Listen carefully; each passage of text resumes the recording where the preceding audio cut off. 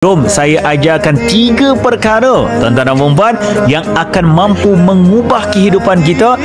Pertama, tolong jaga solat di awal waktu. Kalau kita boleh mengutamakan Allah dalam kehidupan kita, whatever apa sahaja yang sedang kita lakukan, kita dahulukan Allah di awal waktunya. Tuan-tuan percayalah, Allah tidak akan pernah mensia-siakan gadaian waktu kita untuknya. Kedua, tolong dekatkan diri dengan Al-Quran di setiap hari. Ustaz, saya tak pandai baca Quran. Dengar Al-Quran. Cukup untuk mendengar. Orang yang dekat dengan Allah tidak akan pernah sia-sia. Yang ketiga, iaitu salawat dan salam kepada baginda Rasulullah sallallahu alaihi wasallam.